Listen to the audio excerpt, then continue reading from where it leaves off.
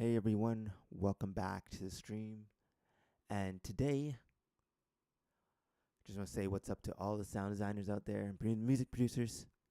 And today I'm going to show you how to build a fat analog style bass in Reaktor blocks in just a few minutes. And whether you're making hip hop, house, or cinematic music, this bass will give your track some serious low end power. And let's jump right in. So we're going to start off and we're going to open up our version of Reaktor, which is a sound design tool we use to make sounds and synthesis and do synthesis. And we're going to go into the build section today.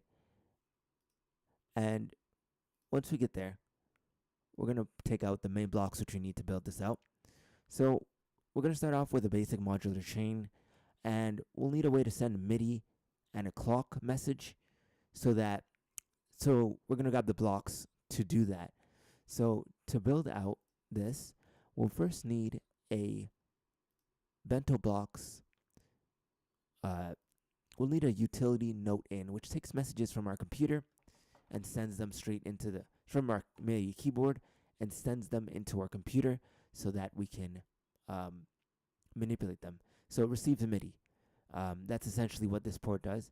Then we'll need a clock. What the clock does, it synchronizes the messages that are sent into a BPM so that we have a time associated with our signal, and it can play in time with music externally or to its internal clock. So we're going to need this for automation. So we're going to send our notes out into our synth, and then we'll add an oscillator. So I'm going to add in the next things we'll need is a saw or sine wave oscillator. So I'm going to bring in a bento box oscillator, and we're going to use an oscillator to create waves. So I'm going to choose the saw waveform from here, and then that'll be our fat bass sound. So we're going to use a saw wave, but a square wave would also give us some pulse or width modulation. This is basically a classic bass move to really do this. So I'm going to duplicate this, and we're going to name it oscillator 1 and oscillator 2. And once we name it that, we're going to then add in a mix. And from there, we're going to blend that with a pulse wave. So I'm going to connect the pitch ports.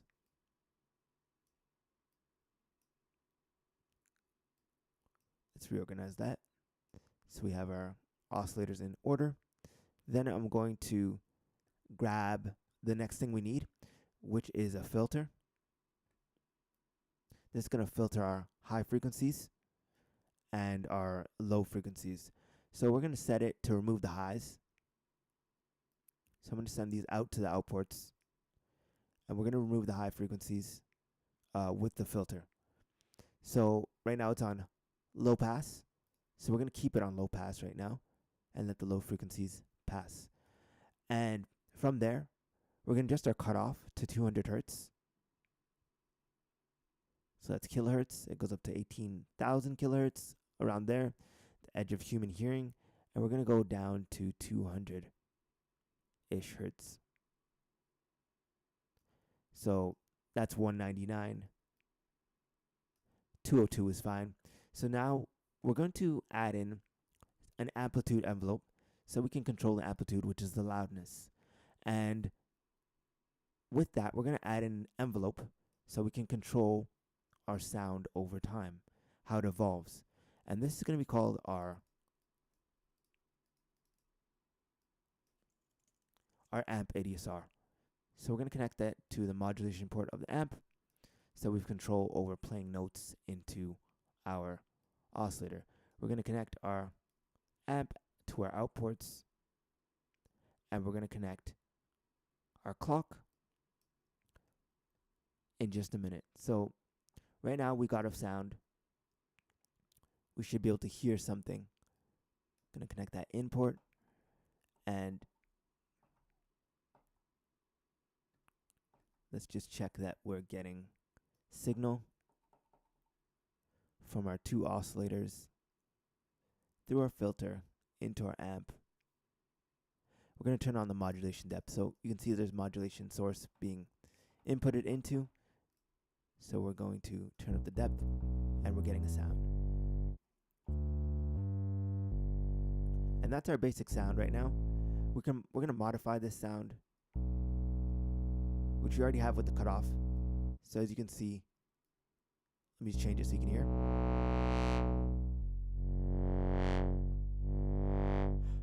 We could also automate that, but I'm going to put it back on 200 hertz.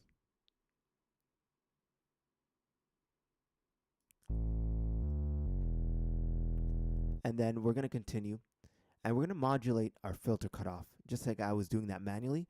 We can enlist a machine to do that, or we can allow a machine to do that. And the machine to do that for us would be an LFO. So the LFO is going to modulate our filter cutoff for us instead of doing it manually. As you can hear it right here.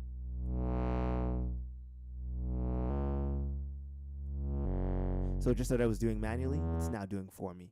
So that's great. And now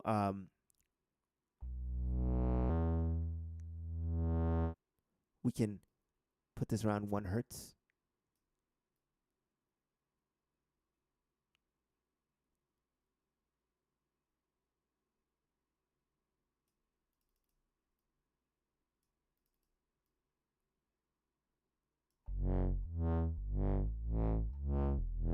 And that's our 1 hertz bass. So that's sounding pretty cool, pretty low, pretty natural, and having depth. This adds a lot of life to our bass, and it never stands still, never sounds static. It just has life in it. So.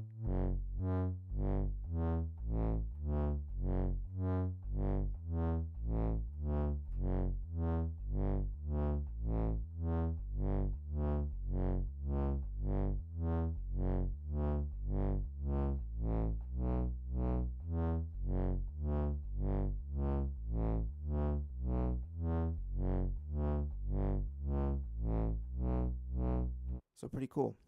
I'm liking that. So we can add a little distortion, go a little further, and add a little distortion and a little automation to it. So I'm going to add a little distortion or saturation to our bass, and we're going to make it into,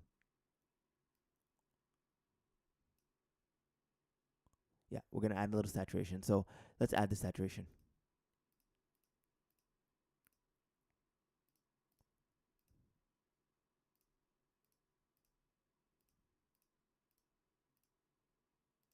Go into the blocks primes collection, driver, little distortion.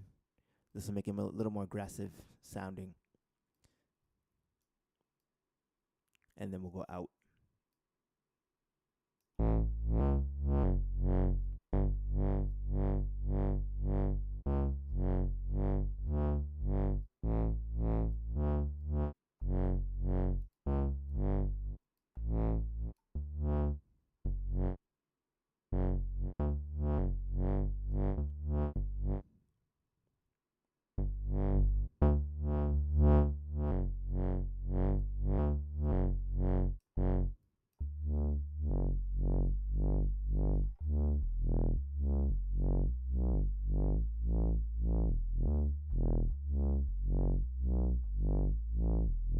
So we can really manipulate that sound.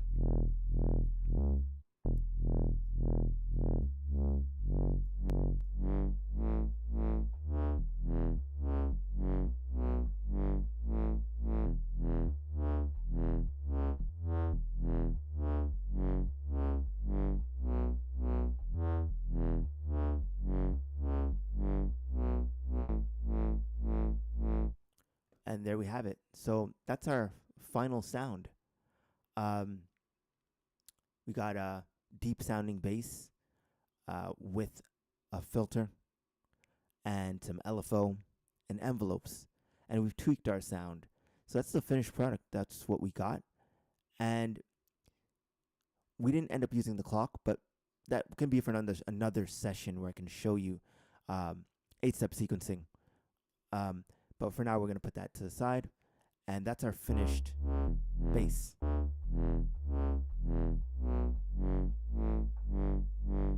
So there we have it, a fat analog style sounding bass in just a few minutes in Reaktor. And that's it. So if you want the preset for free, I believe I'll be posting in the description. And also hit that like button if you found this helpful.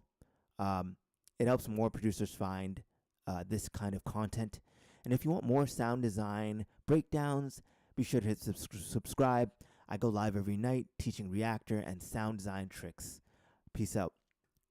And keep creating sounds.